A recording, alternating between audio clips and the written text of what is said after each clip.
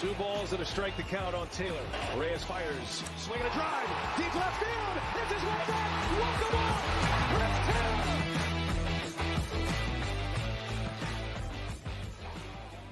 What's up, everyone? Welcome into DodgerHeads Live, presented by DodgerBlue.com, part of the Blue Wire Podcast Network. My name is Jeff Spiegel, joined today by Matthew Moreno, Anthony Witrado, here to talk about a Dodgers weird 11:20 a.m. day game that they end up falling to the Cubs 9-7. Back and forth roller coaster game here.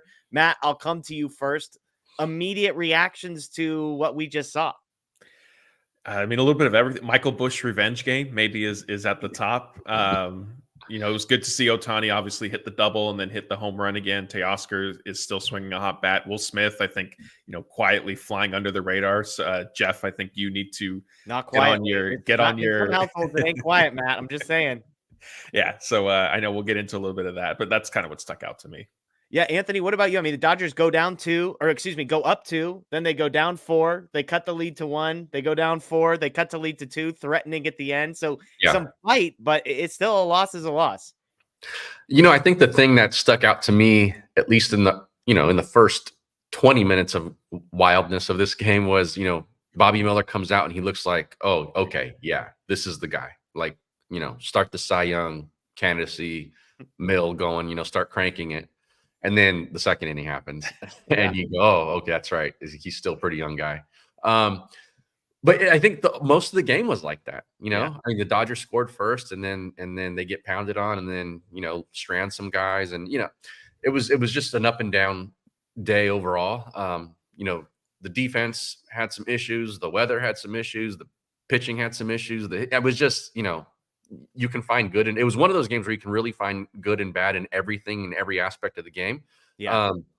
For me, though, Shohei is coming around. It wasn't like he wasn't hitting the ball hard before either. Like, I mean, he was pounding it. He was finding the barrel, just wasn't getting the results that we all wanted, at least.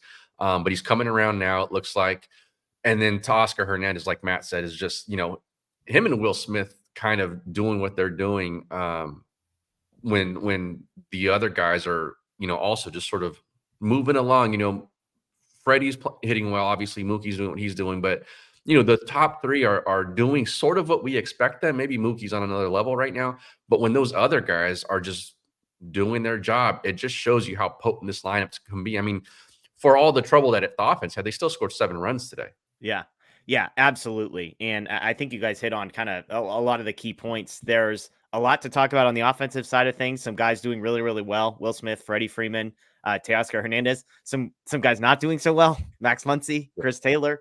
On the pitching side, like Alex Vesia, nice little performance from him. We saw the highs of Bobby Miller. We saw the lows of Bobby Miller. Obviously, Michael Grove, a storyline once again in this one. So we're going to get into all of that. Let's talk just through some of the key moments of this game. And normally this might be, a quick 30-second descriptor of the key moments, but there was a lot that happened. So here's a recap for those joining us live on Facebook. You're going to earn your money today, Jeff. What's that? You're going to earn your money today. We'll see. Those who didn't get up in time or had something to do at 11:20 a.m. Here's how we got to a place where the Dodgers lose 9-7. We mentioned Dodgers jump out to an early lead in the first inning. Otani double, Freddie Freeman walk. Will Smith, we'll talk Smith later. He got fortunate a couple times today, couple seeing eye singles. This one, a ball that you could say was unlucky, probably should have been a home run. The wind blows it back in, but then the left fielder can't catch it.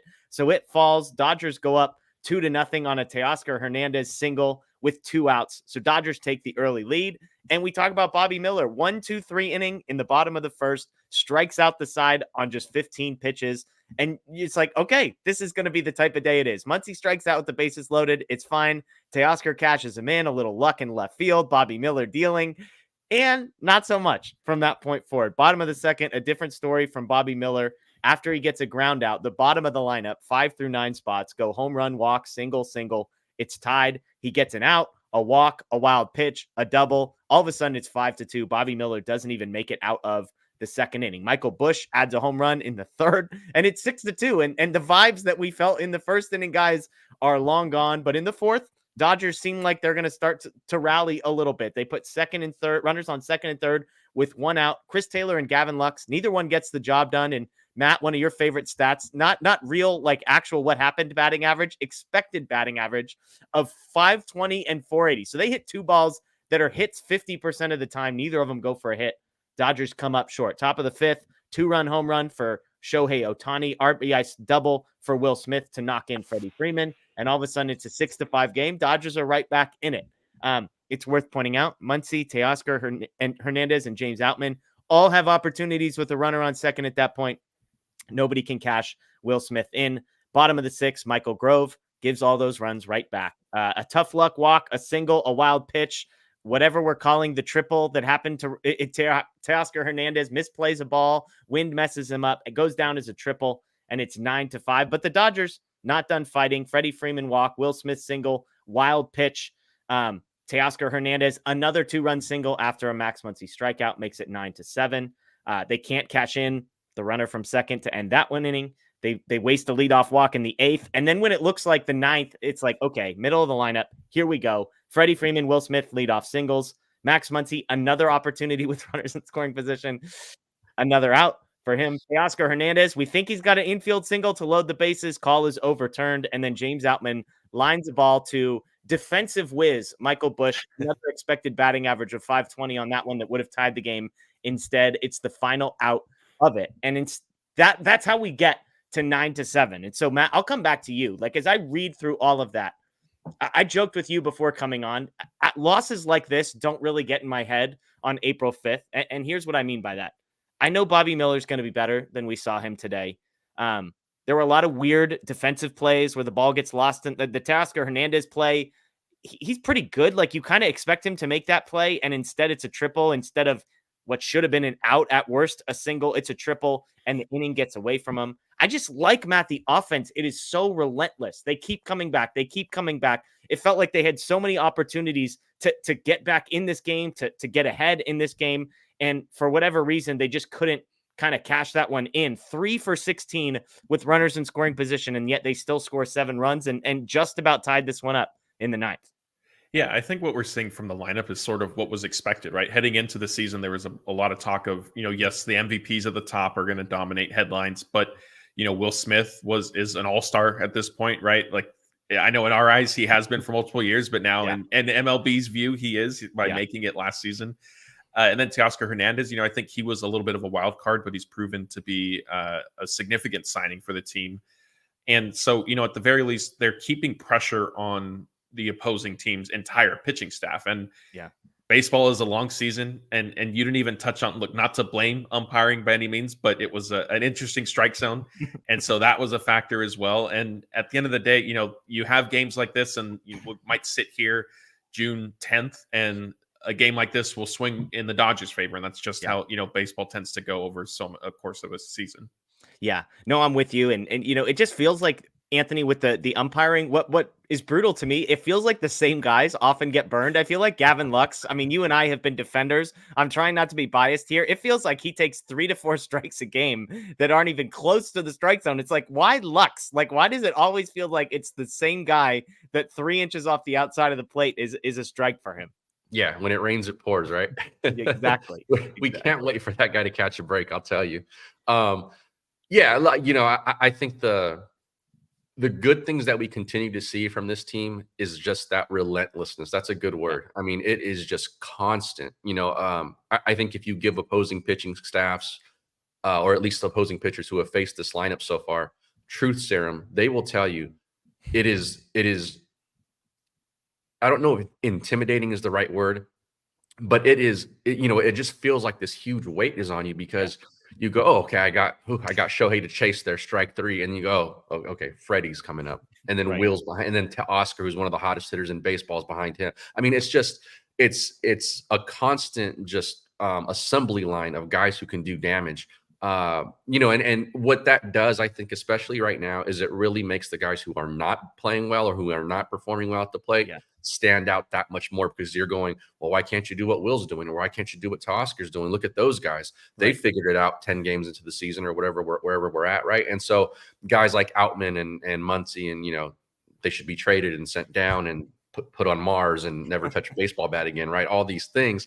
But look, they're going to be big parts of this lineup. They are, it kind of really, we're still so early in the season. I think we need to always kind of remember that. And this team is 6-3 or whatever they are now after this loss. But I think you said it right also, Jeff, that these are the kinds of games where you're going to lose 5 of them and you're going to win 5 of them over the course of the summer. And that's just kind of how these go. There's a whole bunch of different variables that played into this one, aside from, good performances, bad performances, and all that. And then, let's be careful not to just panic and kind of light everything on fire and go, well, this team is terrible, and throw our hands in the air. It's a loss to the Cubs on when they had a chance to win it in the 9th. And, there was a ball, I think Muncy missed a ball that looked very hittable. Middle 94 that gets fouled back, and you're like, well, when I saw that pitch leave his hand, I thought we were going to be celebrating on this post game. But it's one of those games. If you watch enough baseball, you're going to see. We might see next week where they win this exact same type of game. Yeah. No, I'm with you. Let's get to a couple of the storylines here. I think Bobby Miller is kind of the first storyline, and you can see the line score down below: 1 2/3 innings, 4 hits, 5 earned, 2 walks, 3 strikeouts. Anthony, I'll come back to you. The first inning for Bobby Miller, 15 pitches, 3 strikeouts. He gets 1 strikeout with the slider, 1 strikeout with the change, 1 strikeout with the fastball, 5 swings, and 4 whiffs. And Twitter is ablaze at that point with, holy crap, he's arrived. And partly it's because of, we know what the hype is with Bobby Miller. We know what the potential is. We saw the first game, career high 11 strikeouts. He comes in and you're like, holy crap. Like, all of the things that we thought we were projecting for like 6 to 18 months from now of what he might be one day, we're like, he's that guy right now. And then the second inning happened against the bottom of the Cubs order. Yeah. After 15 pitches in the first inning, he throws 43 in the second. After getting 4 whiffs on 5 swings in the first inning, he gets just 2 whiffs in the entire second inning, 0 strikeouts, 2 walks, 4 hits, can't buy anything, ends up giving up 5 earned runs in the inning. So it's sort of, I posted on Twitter, it's a good encapsulation of Miller. It shows us on one end what the ceiling is and like what the potential of like what this guy could become. But it's also a reminder to the people that were ready to crown him the NL Cy Young Award winner because of his stuff and because of potential that, hey, he's 25. He turned 25 today, I believe. He's thrown 130 professional innings. Like, we can slow down a little bit on, he doesn't have to get everywhere in one day. Yeah, he'll get there. His stuff's too good. He's got a good makeup. He'll get there. I think, today though, it really did look like coming out of the first inning where he had such good command and his stuff had really good tilt and swing and miss stuff, and the fastball looked like it had some life on it. And he comes out in the second inning and it looked like the command just completely left him. He still throws hard and, there's still some good spin on some of those breaking pitches, but you could see he just kind of didn't know where it was going. And I think I don't know if he panicked or he just said, you know what, let me just go to this thing. And what he started to do was just put the ball in the zone.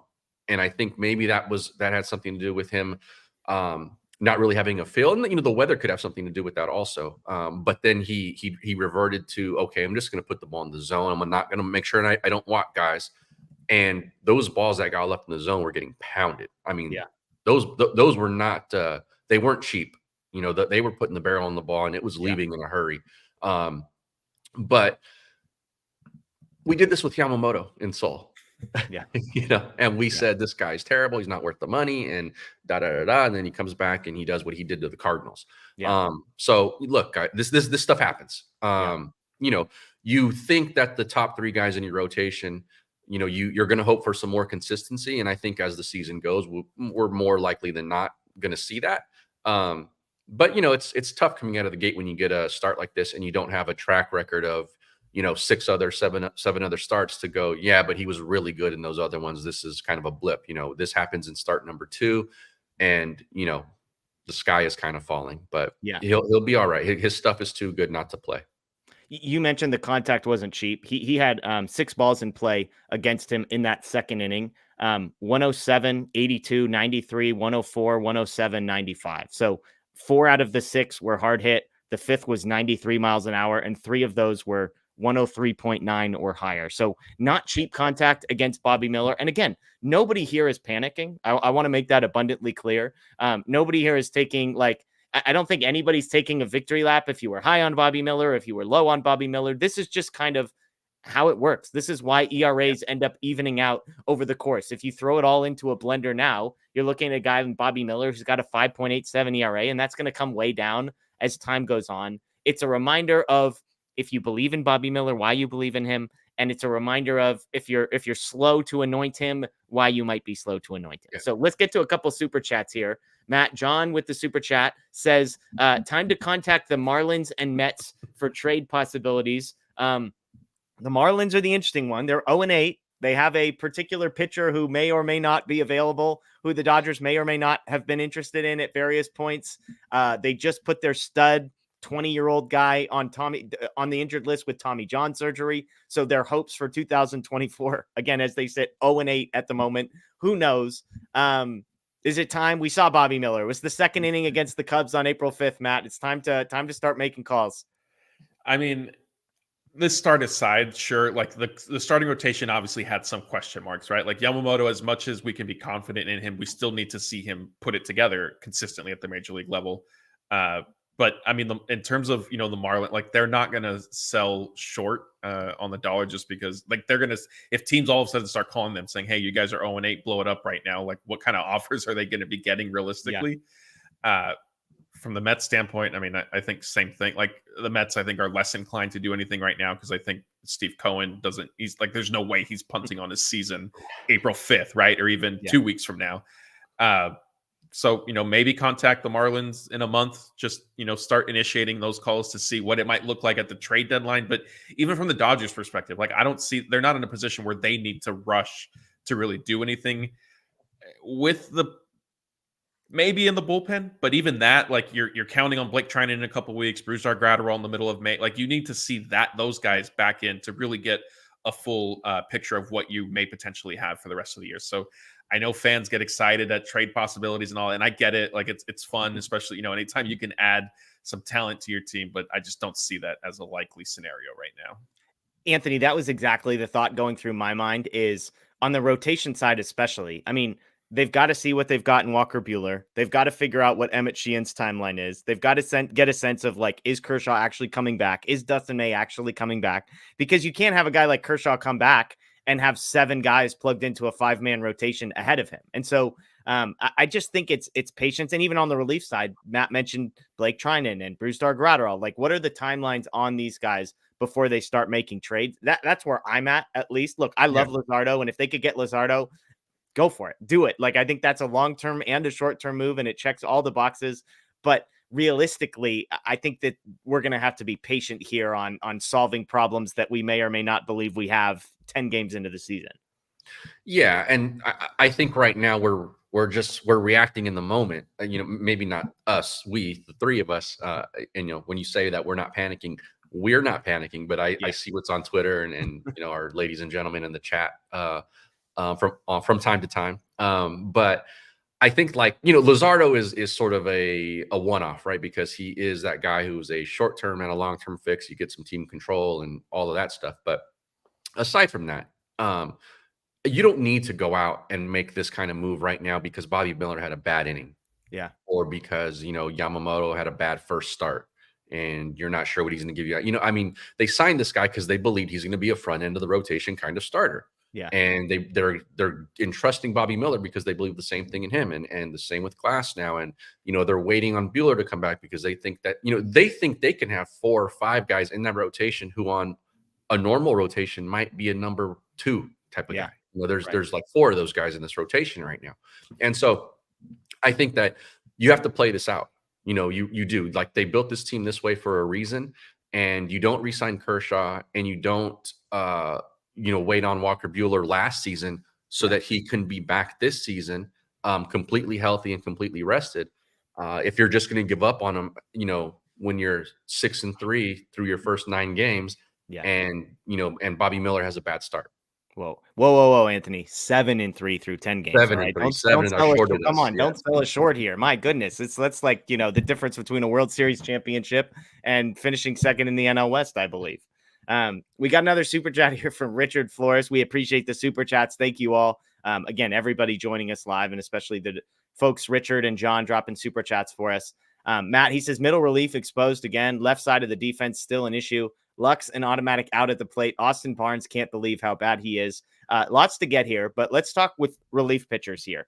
Bullpen put in a tough spot, admittedly, today when your starting pitcher only gets you 5 outs.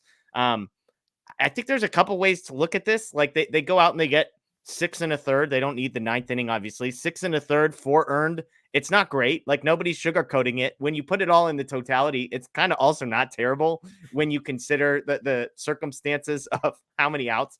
The problem was it's Michael Grove.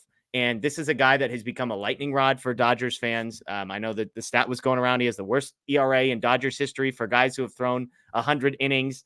He goes 3 innings, but it's the first inning. He ends up giving up 3 earned runs. He gets 2 shutout after that. But by that point, the narrative was written and the damage was done. Vesia's 2 shutout innings forgotten. Dinelson Lamet gives you 4 outs with giving up 1 earned run. So I think, Matt, the story here on the relief piece of Richard's question is Michael Grove.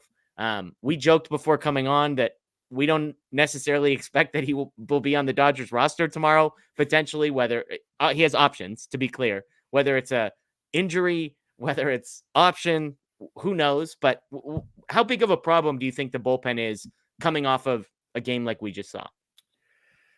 I mean, it's tough to say because they're not healthy yet, right? Like, It's not like they have Brusdar, Gratterall, and Blake Treinen, which would help the situation. I mean, and Gratterall more so because we've seen him. Treinen is a little bit of a wild card, but if he taps into any sort of the potential we saw before he's been dealing with his shoulder trouble, like that's a significant addition for the bullpen. With Michael Grove specifically, I think you and I think are in lockstep, and I'm not sure, Anthony, I don't know, we'd like to hear your take too. Like, I feel like the way the Dodgers have used Grove hasn't done, dating back to last season, hasn't really done him any favors.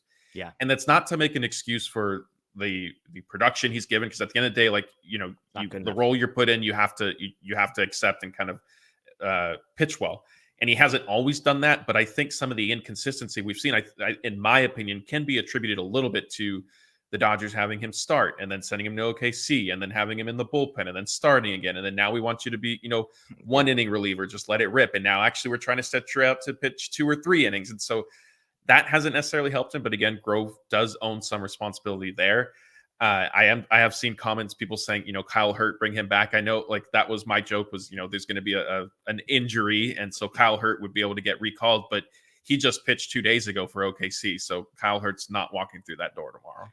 Look, and everybody knows that I'm the pro-biased Michael Grove guy on here, and I'm the first to admit, like, it hasn't been good enough. I would always try and caveat with it's probably not as bad as people think. I'm watching the game today, and I'm like, my goodness, can't my guy get 2 of the 4 pitches that the first guy walks on were both strikes? Can't he just catch a break, and that's a 2-2 count instead of a 4-pitch walk? Can't Teoscar make a catch in right field to bail him out so it's triple, not a triple? And yet, none of it was good enough. So even if it shouldn't have been as bad as it was, it ended up being that bad. And so I'm to the point where if he needs to go down to AAA, get his head right, get his confidence right, I can't imagine he feels super confident coming up and coming out of the performances that he has been.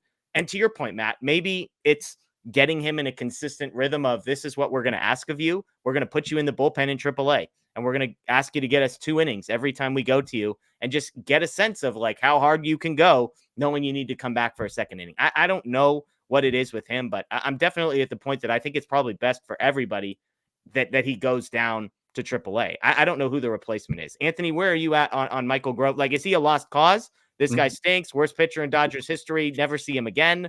Or do you still see maybe a diamond in the rough somewhere? I think he can be productive. I think he can be a useful arm. And I think to Matt's point a little bit, the Dodgers have to figure out what they're going to do with him. These guys, especially pitchers, are creatures of habit and routine. And when they're not exactly sure what that is for them, they tend to struggle. Yeah. I mean, it's, I've covered baseball for a long time, and these guys will tell you that. They'll tell you that when they're going well, they'll tell you that when they're going bad. And pitchers especially guys in the bullpen, they want to know their role. Yeah. For better or worse, or whatever we think about them, you're a professional, you make this much money, you should just do the job. but you have to also try to set the guy up for success. So if the answer is sending him down to get right a little bit, which I'm not opposed to, you have to send him down with parameters that he can follow to say, okay, this is what I'm going to work on, because if I come back up, this is the role I'm going to fill. Yeah. And, things change, injuries happen and all that stuff, right? It's never perfect, but at least give the guy some direction, because I think right now it sort of feels like he doesn't have one and he doesn't have a role. And it's just kind of whenever we get you in there, you just go perform. And, these are big leaguers. So at the end of the day, you got to do the job. But I don't think they're helping him do that, if that makes sense. And I think aside from him, the rest of the bullpen has been pretty fine. They just won a bullpen game against the Giants, and so you're getting performances from guys that are good. And today, like I said, there were guys, and I know what that bullpen area looks like at Wrigley Field, and I know what the dugout looks like, and I know what the clubhouse looks like, the visiting clubhouse. It's the size of your closet, the small one in your apartment or your home, and so. You got a bunch of relievers who were kind of milling about in the second inning, especially after Bobby Miller strikes out the side in the first, right? They go, okay, we're not going to get called upon for a while. And so these guys are not ready. They still got their slides on, some of them probably don't even have their pants on. I'm serious. Like this is how relievers work. And you get thrust into the game in the second inning. And, they, for the most part, performed actually fairly well considering the circumstances. But I think we have to take a lot of context into the results when we're sort of trying to assess them this early in the season, at least. Yeah. And with kind of them being that bullpen right now being held together by some string, because they don't have all the guys who they thought they were going to have going into the season. Let's say 4 weeks ago, they thought the bullpen was going to look a little differently then. Yeah. I mean, even looking at stats, they're 17th in ERA. As a bullpen heading into today's game, they're 14th in fielding independent pitching. So they're just league average right now, Matt. Yeah. And I think another point to the kind of the broader part of the question we got about the middle relief, like the bullpen is in general, like the Dodgers, like Anthony alluded to, they had a bullpen game already once, which I get, like that is aimed. The Dodgers like giving their starters extra rest whenever possible. I think it was more specifically aimed for Yamamoto because he's adjusting to a new schedule here. But going to a bullpen game this early in the season, like, isn't necessarily normal per se, and like that almost didn't really pan out with just the way it needed to go. And then it sort of, they ended up pushing Glasnow in the next start because of it. So like, it sounds a little funny, but the bullpen is shorthanded to begin with because of injuries. And then it's also been sort of taxed in this first week, of them sort of restarting their schedule. And so I think people are also still trying to get their legs under them. Yeah. Looking ahead to the offense, one of the other questions that we had from Richard was about Lux being an automatic out at the plate. And if you look at the box score tonight, it was sort of today, this morning, whatever day we want to call this, it was all over the place. You had guys like Will Smith and Freddie Freeman, who each reached 4 times, Otani a pair of hits. And then you had Teoscar 3 hits. And then on the flip side, Muncy 0 for 5, Taylor 0 for 3 with a walk, Lux 0 for 4, Outman 1 for 5. So kind of a mixed bag. We got this question from Casey Goodman. Miggy V killing it lately in AAA. Call up soon. Looking at Vargas's 2024 stats down at Oklahoma City, 23 at bats. He's got 3 home runs. He's hitting 350, 429 on base, and a 1255 OPS. What do you I mean, Matt, Miguel Vargas, you could make the case would be, well, let me think about how I phrase this. I think he's better than at least one player that they currently have on the active roster. Do you agree with that, Matt? Yeah, I don't know why they claim. I don't know why they claim. That wasn't even an Austin Barnes shout out. To clarify, that wasn't even an Austin Barnes diss. Someone other than Austin Barnes, I think he's better than. Yes, I agree with that. The waiver move struck me as 3 players. I'm forgetting all sorts of people. Another guy other than the waiver move. Okay, well, you're gonna have to give me your Taylor. I think Chris Taylor's been brutal. Yeah, that's fair. But I mean, they're not his versatility, his track record. Like, they're not doing anything there. I think the more interesting thing to me was, okay, like Hayward was going on the IL. Like I think we all assumed going into the season, just kind of looking at if or when there was an injury, just again, not wishing that on anybody by any means, but just understanding that they happen.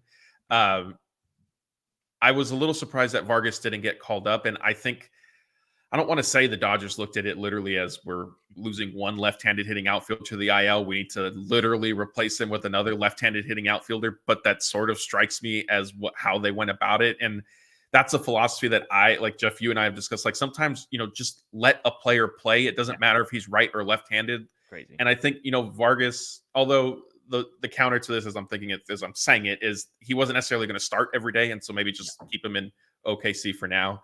But to Casey's question, if he keeps up this production, I think he'll sort of force the Dodgers' hand a little bit, especially if Chris Taylor continues to sort of struggle.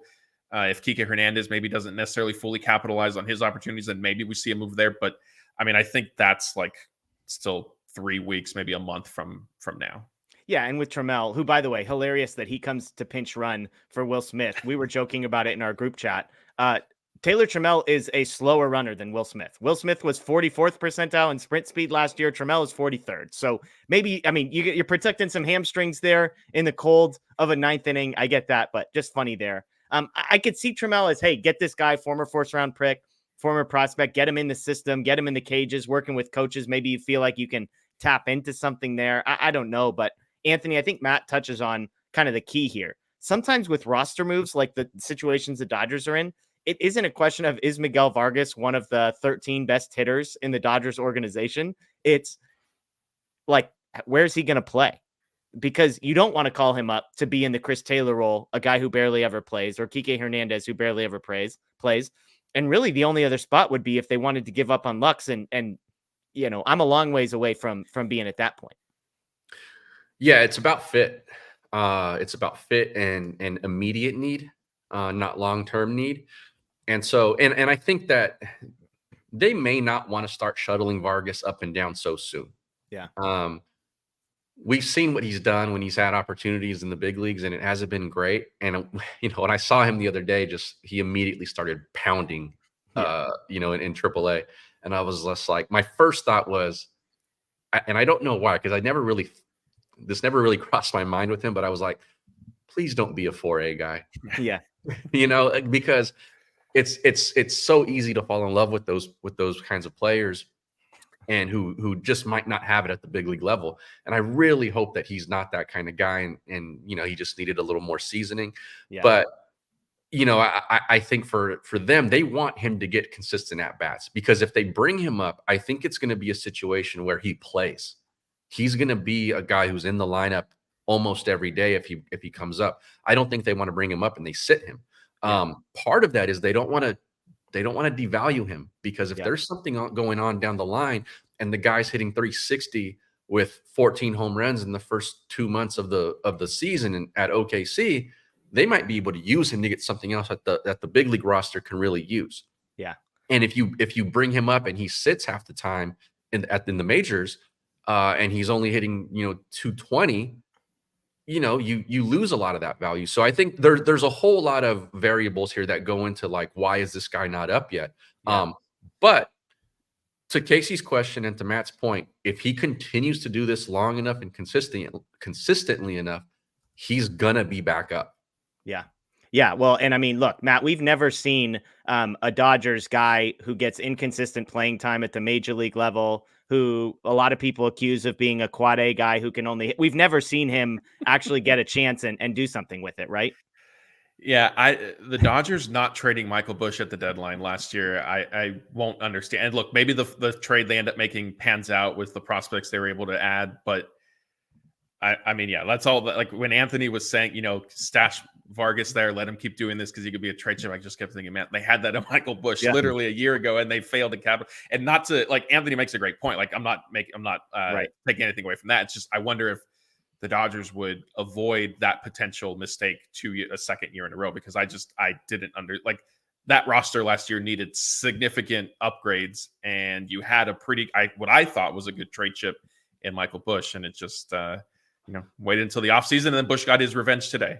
Busch is taking advantage of a chance with the Cubs too, is the other piece. Yeah, for sure. I think that the situation last year might have been a little different in terms of what the front office was thinking the ceiling was of that roster, considering some of the things that were happening with it. So I think that's something to consider also. The window now is a little different than it was last July, considering what they did this offseason. And so, them maybe hoping that Bush would pan out for them and be a cost-effective solution to some sort of problem. I don't think that kind of thinking can exist anymore. And I think they understand that. Yeah. A couple more super chats here. We appreciate these. 80s Monster Kid says, I know Outman struggles at the plate is due to lots of bad luck, but if he keeps hitting below the Mendoza line, would Kike be a better option in center field? Matt, where are you at on Outman? He was 1 for 5 today. He's hitting just 133 on the season. I mentioned, the narrative on him, if Michael Bush doesn't make a great play on the last play there, is he finishes this one 2 for 5 with a double, the game tying hit in the bottom of the ninth with 2 outs. And yet instead we're talking about a guy who's, again, hitting 133. So do you think Kike, should the Dodgers start considering the possibility that Kike should be the center fielder instead of James Outman in your estimation? I don't think so. I mean, it's not to that point yet. I know Outman, in terms of age and other prospects, is on the older side, but he still is very young in terms of MLB experience. And so, to me, like, we saw this a little bit last season. Like, he had some lulls and then got on some pretty good streaks at stretches that he was able to sustain for a decent amount of time. And so, it's been 10 games, and 2 of them were played out in South Korea, and then there was the awkward break. And so, like, we're pretty much 1 week into like the normal part of the schedule, like making, kind of decisions like this of who's going to be your starting player at any position moving forward, short of like the obvious guys. Like, I just don't think there needs to be any consideration to a change. And look, Outman struggled for a full month last year, month plus maybe. And Dave Roberts said, look, we're sticking with them. Yes, they platooned him. And so maybe that's where this sort of ends up going again, but they're not going to take him out of center field. I think they value what he brings defensively. I think Kike is a good defender at multiple positions as well, but in terms of strictly center field, I think you have to give Outman the edge there. To my tried and trusted eye test. There you go. I like it. I mean, that's the thing, is Outman is, like, we have to remember, he's not in the lineup simply because of the offensive side.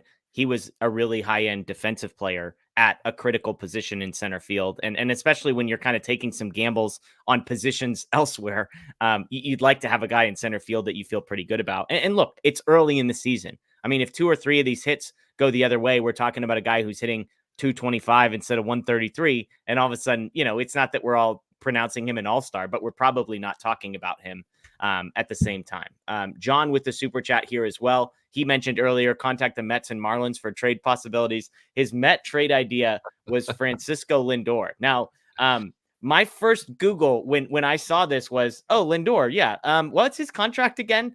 And it's a contract after all. Shout out to Francisco Lindor and Francisco Lindor's agent. He is in year 3 of a 10-year, $340 million contract that will pay him $32 million a year in base salary and $2.1 million and plus signing bonus money. So he's his payroll salary is $34.1 million every year, including this year, all the way through 2031. And he has a full no trade clause for the final 6 seasons of that 10-year deal as well. So, as a player, there have been some positive moments for Francisco Lindor.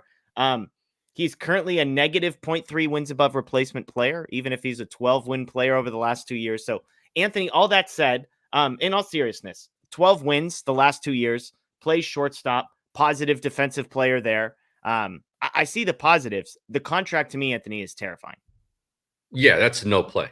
I mean, we're not going to swim in those waters. 1, because of the contracts we already have, and 2, just because that's going to end up being a pretty bad contract, I think. Yeah.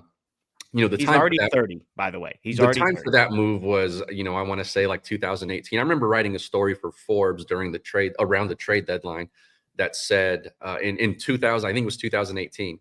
And it said, here are the top 5 targets the Dodgers should go after. And Francisco Lindor was 1. And if I could have done it, he would have been 1, 2, and 3 at that time.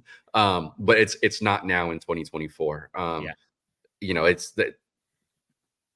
John, we appreciate the question, but that's a no-go. And I think the Dodgers probably hasn't even crossed their minds. That's how far away it is. And to the other super chat a little earlier, I don't think the left side of the infield has been that bad defensively. I mean, Mookie's going to have some growing pains. I mean, he made a play today going up the middle. That was fantastic. That's a great play for even top tier defensive shortstops. So let's not forget that this is his 10th game there, and regular season game this season. He'll get there, and he's going to make some plays that make your jaw drop because he's just so athletic and so talented, and he's not going to make other plays that you're going to go, oh, we cannot keep him there long term. Yeah, we said this before. Prepare yourself for the ups and downs of Mookie Betts at shortstop, at least for the early part of the season, because there are going to be them. Yeah. Poor Grover. It wasn't even an error. They ruled it a hit, the play that he messed up. So the Grove couldn't buy a break today. It's like even the errors that Oral's on there, like, okay, come on now. This is an error. And it's like, poor guy. Real quick, Matt, I do want to talk about the positive side of the offense here before we talk a little bit Shohei Ohtani and catch ourselves up on the drama there. Will Smith and Freddie Freeman each reach base 4 times. Smith 4 for 5. Freddie Freeman 1 for 2 with 3 walks. They score 4 runs between them. You've got Teoscar Hernandez 3 for 5 with 4 more RBIs, who's now leading Major League Baseball, I believe, in runs batted in. And I mean, we're not even talking about 2 for 5 Shohei Ohtani with a double and a home run. Mookie Betts goes a ho-hum 1 for 5 for him. But it doesn't matter because Will Smith, Freddie Freeman, Teoscar Hernandez, I mean, these guys, Matt, they just continue to produce. And you mentioned it from the top. Will Smith, the 4th guy in the top 4 that he's a quieter guy. He's not a well-known guy. He's absolutely dialed. Makes an absolute dime behind the plate today, throwing a guy out. Dansby Swanson trying to steal second base as well. So just nice to see guys like Will Smith, Teoscar Hernandez sort of picking up the slack and contributing in key moments for the team. Yeah, I think Will Smith, to us, like we follow the team closely. We know what he's certainly capable of, his potential, like all-star talent and all that. But I think he's even knowing that, at least for me, he's exceeded obviously, I mean, he's off to a crazy start, like even just looking at the stat line, but yeah, he's exceeded my expectations easily. And, it's just another reminder of like, oh yeah, like he really is that capable of being that locked in and contributing that much. And Teoscar Hernandez, I had some question marks about him. I know there was his struggles were pretty much blamed on playing at T-Mobile Park half the year. And I thought, Matt. Yeah, I thought like, okay, like that could make sense, but really like that's the only explanation. Like that's all there is to it. And sure enough, you get him out of Seattle and he's tearing the cover off the ball so far, and even getting hits against right-handers too, which was like kind of the next big question mark with him. And so, yeah, I mean, we mentioned it earlier, like you have those 2 guys, and Muncy's sort of inconsistency, like as much as, Muncy, he'll go 0 for 3 with 3 strikeouts, but if he comes up a 4th time with runners on and hits a home run, are any of us going to be fully shocked?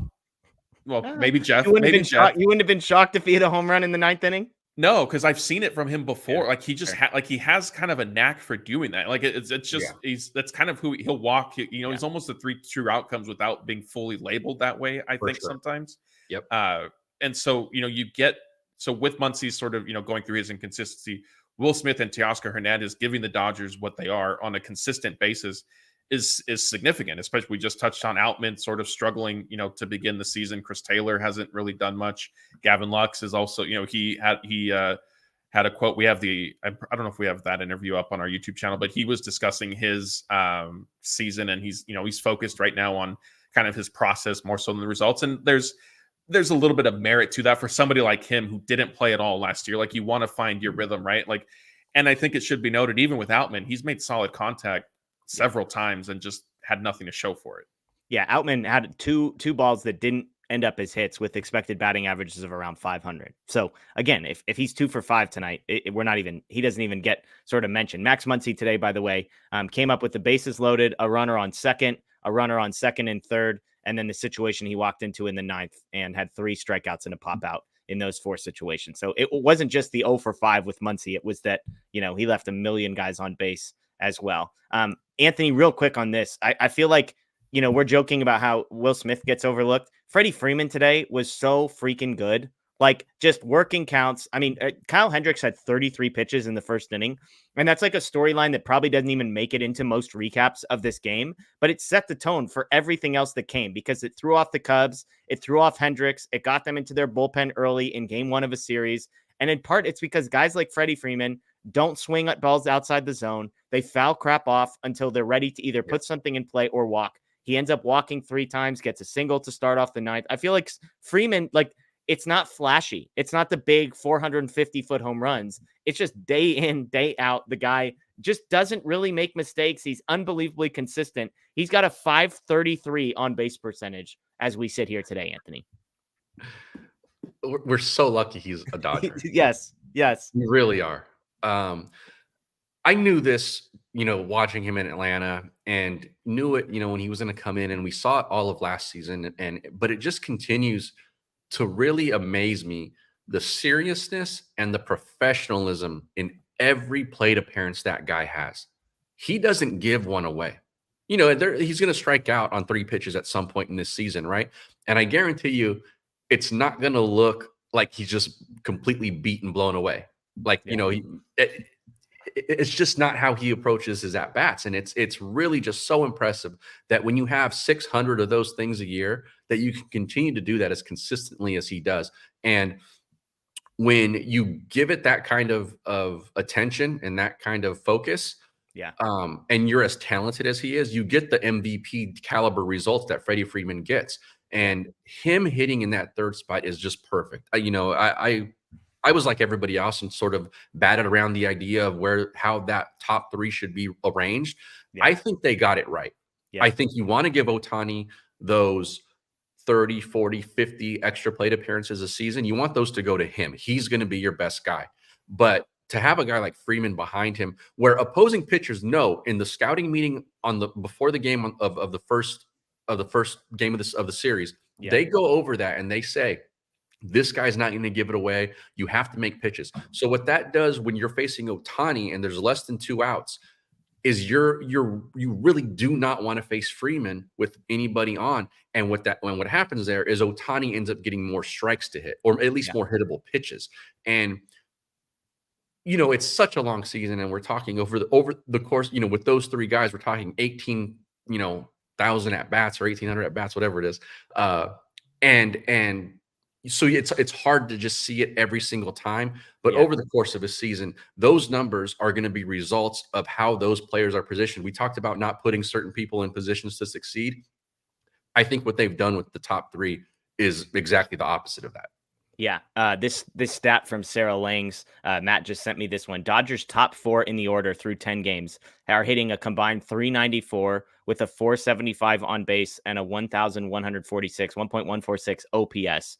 Since 1906, by a team's top 4 through 10 games, that is the second highest OPS, the second highest on base percentage, and the third highest batting average in the last 118 years. So just to put in perspective what these top 4 guys are doing, it's remarkable. And again, the Dodgers set the franchise record, most consecutive games to start a season with at least 5 runs.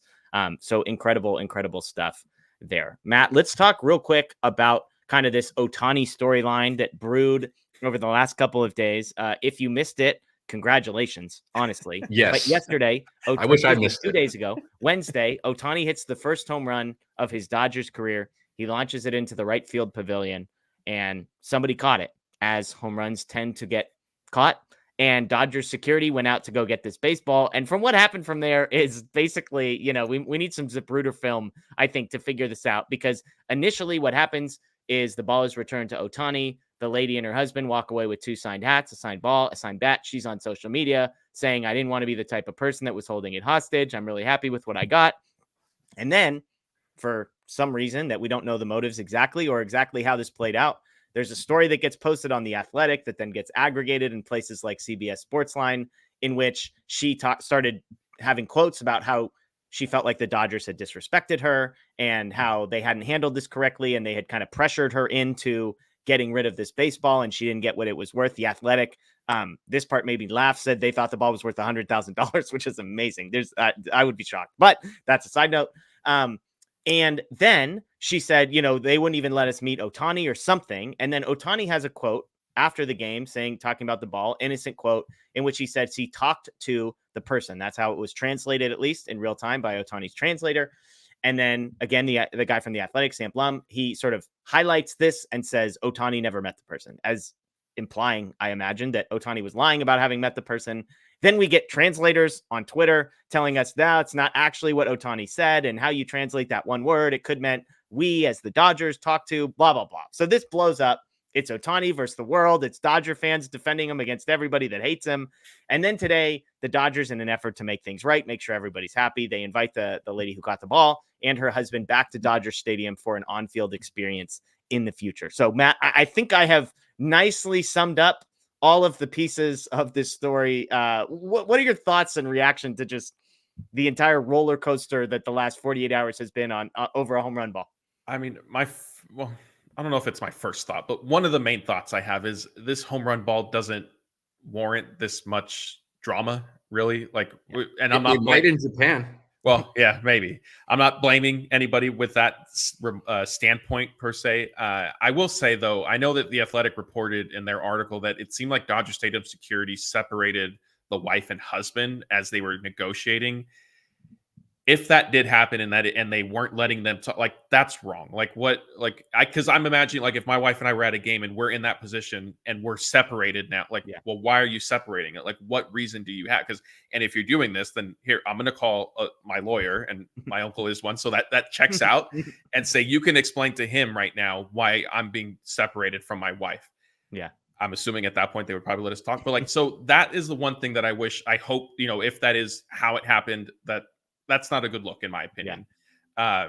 Secondly, I think I commend the girl. I think her name is Amber. I know she's been going around on social media. I commend her for not being somebody who wanted to fully gouge the Dodgers and or Ohtani for this, because that is a standpoint I would take. Like, yes, I have this, like, let's just make a fair deal. Like, I think she got the short end of the stick. That being said, so there's just a ton of different things. But ultimately, like, where I sort of ultimately land is that this ball really isn't that big. It's his first home run with the Dodgers. Yes, Ohtani and the Dodgers are probably hoping he hits literally hundreds more of them with them. If it was his first one in the majors, fine, totally get it. Like, it would be huge. If it was a record setter or something like that, fine, I totally get it. But I mean, it's not, like, in my opinion. I get in Japan, it's probably viewed differently and fine, but it's I think a lot of this is a whole lot to do with nothing. And I think also Will Ireton, like, he's getting a lot of blame and criticism now, and I don't think that's entirely fair. I don't think Ohtani purposely, like, lied by any means. I know Dylan Hernandez from the LA Times, who speaks Japanese, said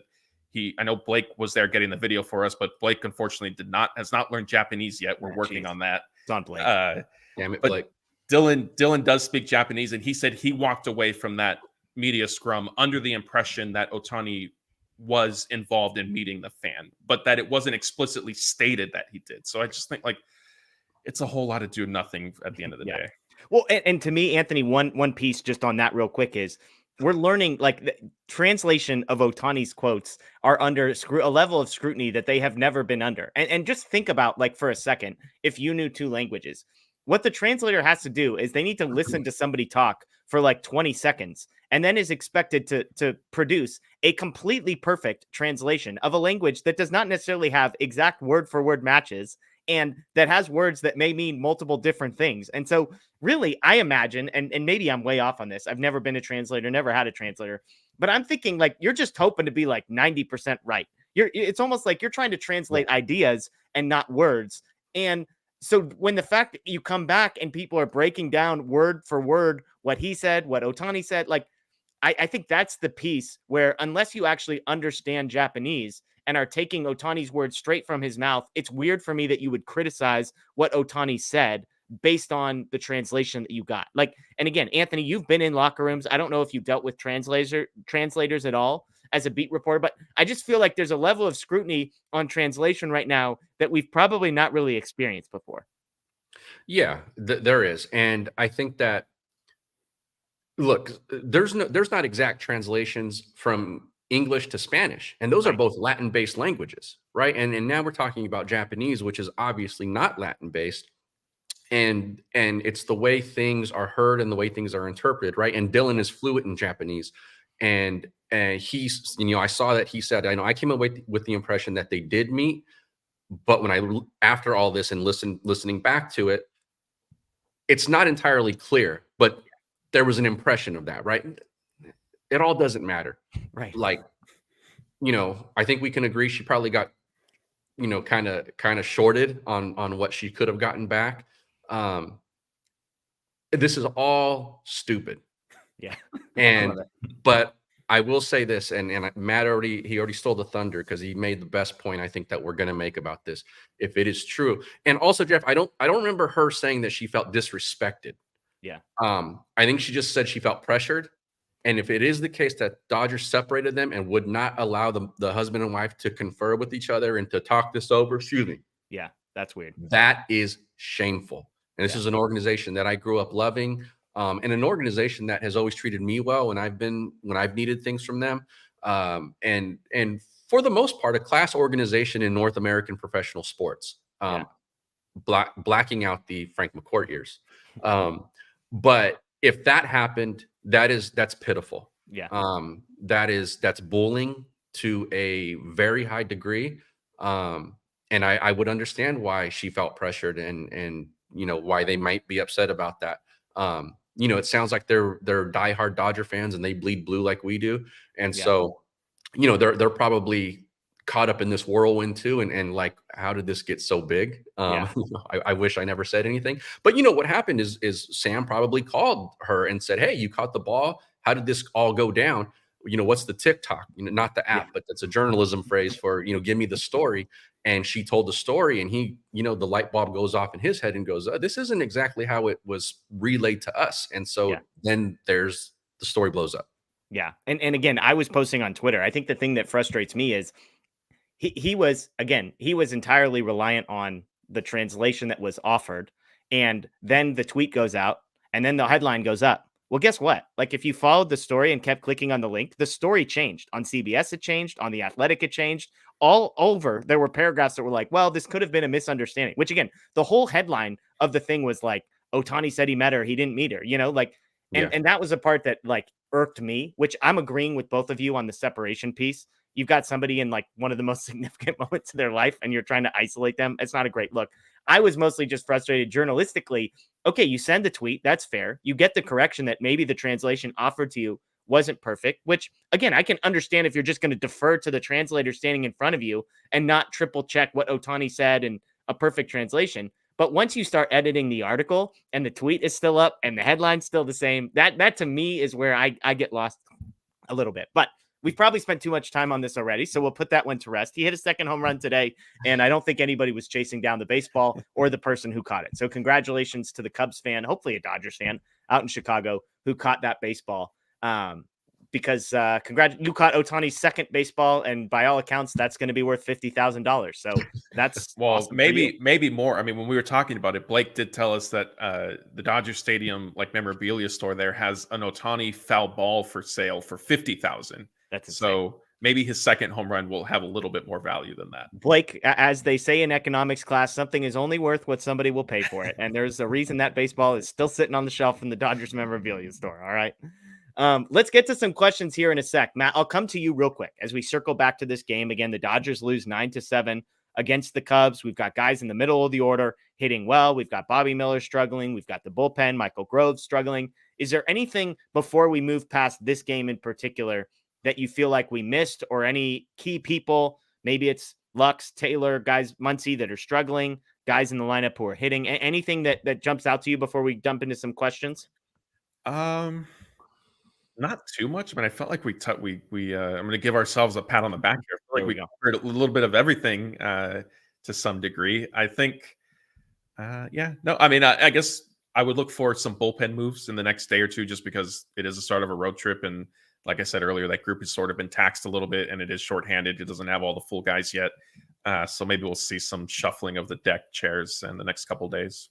Yeah, if you've got any questions, by the way, all caps questions, throw that in the chat. We got almost 1,500 people here with us live, so we appreciate that. I don't even know what time, 3:30 in the afternoon, so shout out to you. Hopefully you're being very productive at work on this very important Friday here, or maybe just the weekend started early. Who knows?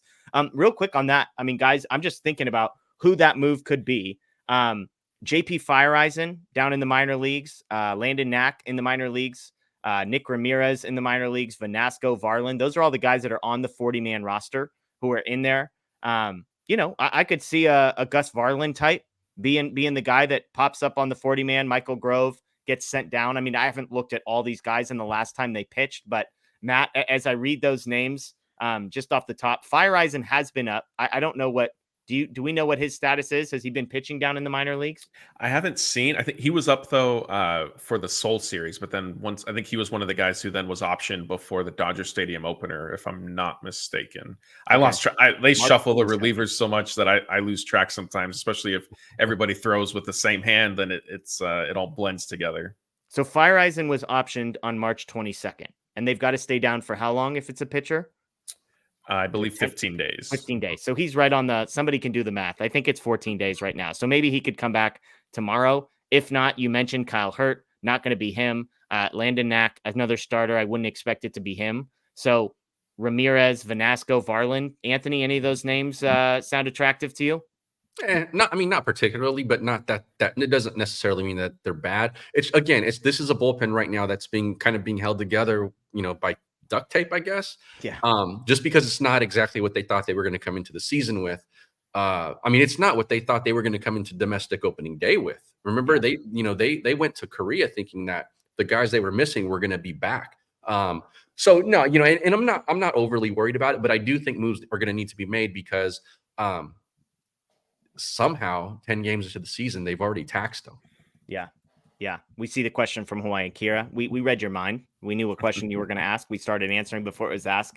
Our guy Blake says Ricky Vanasco. He thinks it's Ricky Vanasco.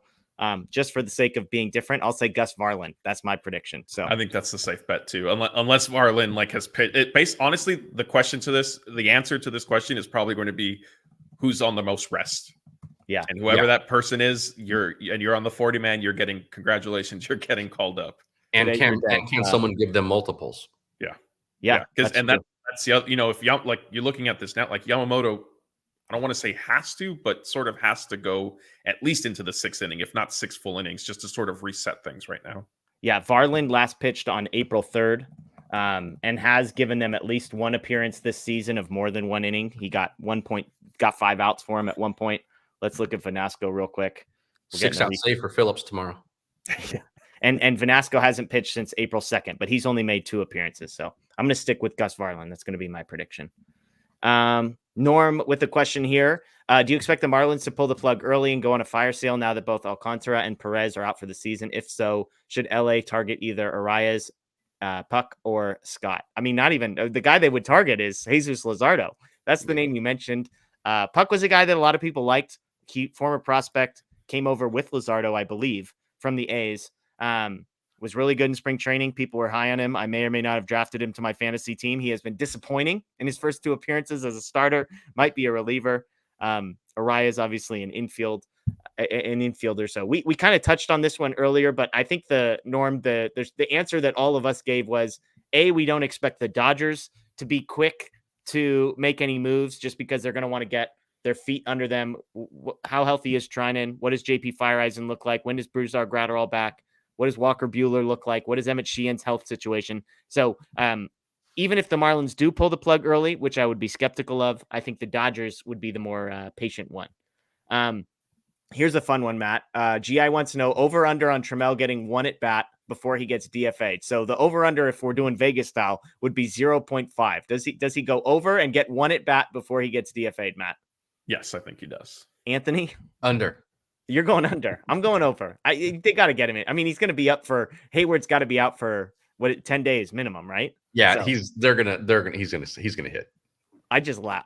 We were joking about. I was like, that makes sense. You take the catcher out, and then Blake in our chat's like, he's not even fast. And I look up Savant, and I'm like, oh yeah, Will Smith literally had a higher sprint speed last year. Well, hey, the caveat to that could be, so GI said at bat, but what if it's a plate appearance that ends up being a walk or something? Ooh, does that count? Anthony, is there technicality there? Yeah, I think Anthony would win in that case. So yeah. But are you? I'm not expecting a base to be reached, I guess is baked into my answer on that question. So there you go. If we start getting calls like other teams seem to get against us, he might walk. Player wants to know, do we know where the MLB authenticators sit in Dodger Stadium so that we can get our ball authenticated if security won't do it for us? Anthony, I see you nodding. Do you know how this process works at all? Yeah, it's kind of different at every place, but there might be one in the press box or somewhere in that suite area. in the clubhouse. I was going to say clubhouse because you think about like a guy's first whatever. It seems like it gets thrown over, that kind of thing. In the clubhouse and in the dugouts sometimes. So the thing with that was, I think the security was trying to get the woman to take her to the authenticator. Yeah. And then told her, and this is a huge problem for Major League Baseball. It's just something that they keep shooting. They step on rakes constantly, this league, all the time. And this is another one of those rakes, is that it's a threat. Is that if you take the ball, if you wait till after the game, you take the ball home or something like that, we will not authenticate the ball. And part of me understands that, because it's like, well, they could have switched the ball out, but then what good does that do the person? Because then the real ball, they can't sell anyway, because it's not, no one's going to believe that that's the real ball anyway. But the way that they handle it, I think needs to be done better, just all around. But the authenticators are on site. There's usually two. And I think in this case, security was trying to get them over to the authenticator to do it, and essentially told her, if you leave, you get nothing. Yeah. And look, we can assume the best here and interpret it like, hey, if you guys, the security guards could have said, hey, just be patient with us, because if you guys just leave right now, then we can't authenticate the ball. Like, right, you can see a positive spin where the person's saying like, hey, don't make any rash decisions right now. Or you could also see how that gets interpreted as, are you threatening me? Like that if I don't give this to you, I think Richard makes a good point here, Matt. Someone from the front office should have taken over to handle the fans. Security looks like they bullied her. That's the other piece. Like, we're talking about the security guard who's working out in the right field pavilion, who's, taking over in this situation. It's not Stan Kasten down there who's making threats, presumably. Yeah, but I think also, I don't know in this specific, I don't know, obviously it hasn't been reported, and I wasn't there this night, so I don't know. But in Anthony, I think you can probably corroborate this. Like, in some of these cases, though, too, like the clubhouse manager or somebody from the team, I think, will go sometimes with security to start the negotiating. Like, security doesn't, I don't think, negotiates on behalf of the team. No. So that would be like somebody from the clubhouse staff, I think, would meet security, go out there and say, hey, this is what, Otani's willing to trade type thing, this and that. So I don't know. Look, there are a bunch of layers. We talked a lot about. I will say that if I was in that position and the authentication process was sort of, if it was presented as like, do this or else, I probably would have called their bluff and said, okay, I'm taking this ball home. I have a great story, a great memory. Yeah. And everybody saw you pick it up. So you could have sold it on your own or given it back to Otani on your terms. I'm sure that he still would have taken it. Into this situation, I think that if the clubhouse has 100 signed Otani bats, 100 signed hats, 100 signed balls, maybe 500 signed balls. And so that and that's where she gets shorted, because they're giving these things out like there's, candy bars. Yeah. And for them, it's nothing. And that's why I think we all agree that she got a little shortchanged there. But in terms of having somebody with them and how the security handled it, like it was a team. And I'm sure once the ball went out and they saw someone got it, the radios went on and said, security in right field, go get her. Let's get her back, into the underneath, and we'll figure this out. And, now you got a team of security guards, let's call them 5, because I'll tell you what, if there was 1 or even 2 and my wife was feeling pressured like that, 1 or 2 security guards isn't going to stop me from getting to her. Yeah.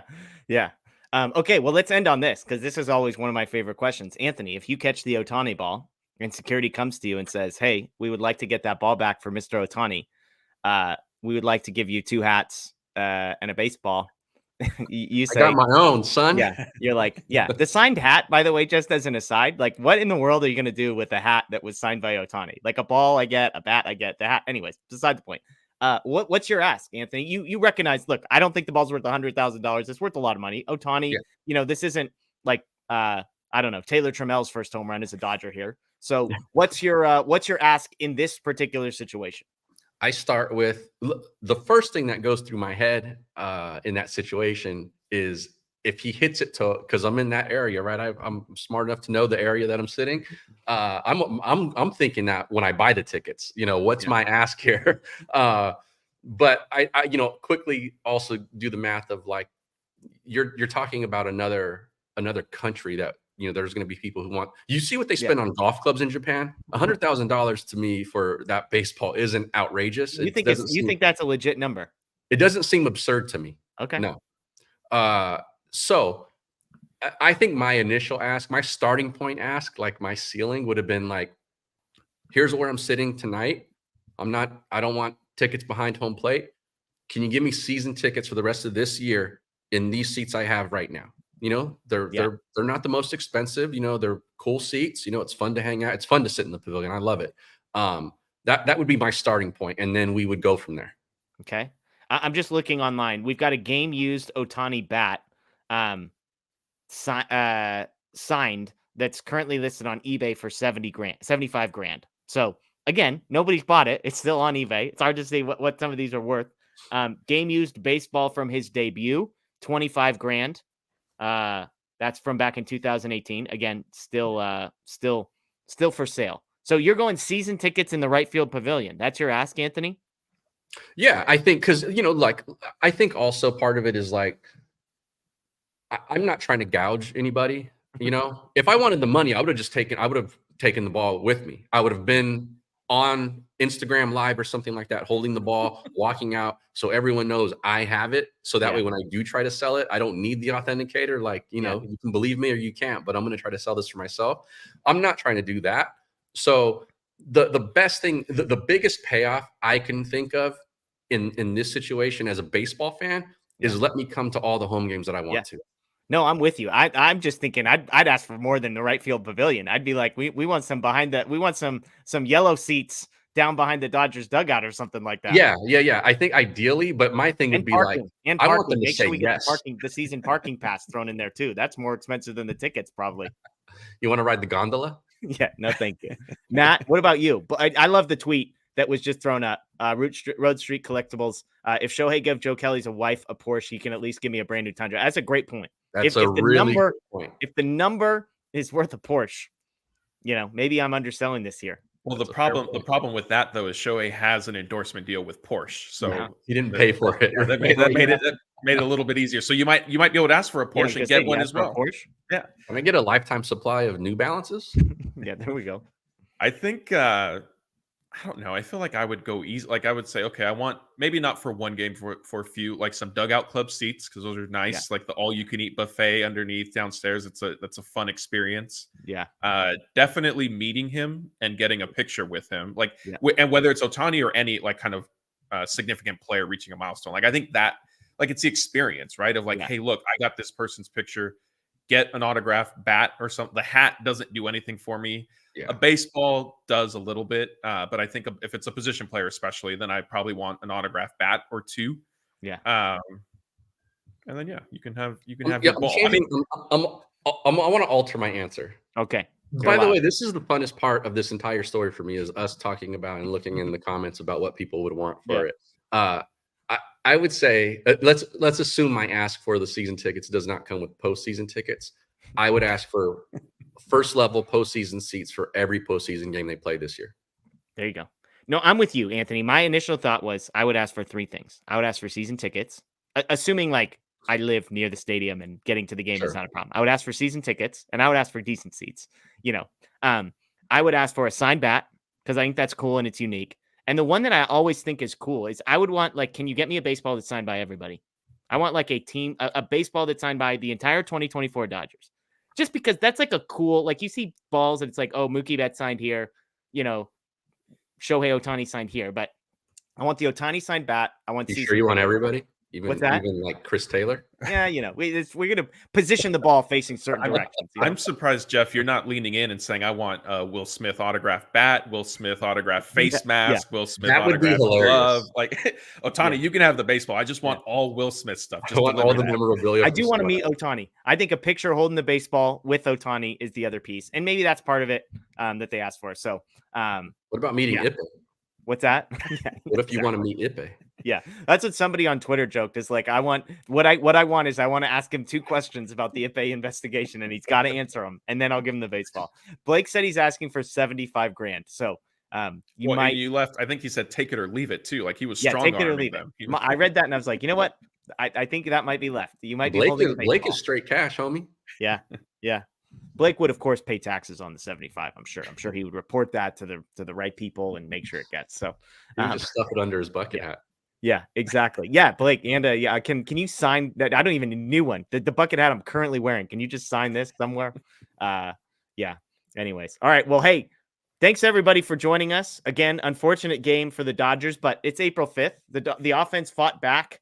You know, it wasn't Bobby Miller's best day, but a good day from Will Smith and Freddie Freeman. Teoscar Hernandez keeps hitting. So I think the positives outweigh the negatives in this one, even if it ends up being a 9-7 loss. So check out DodgerBlue.com. We've got a recap that'll be up there so you can relive all of that. Thank you to everybody listening to the podcast.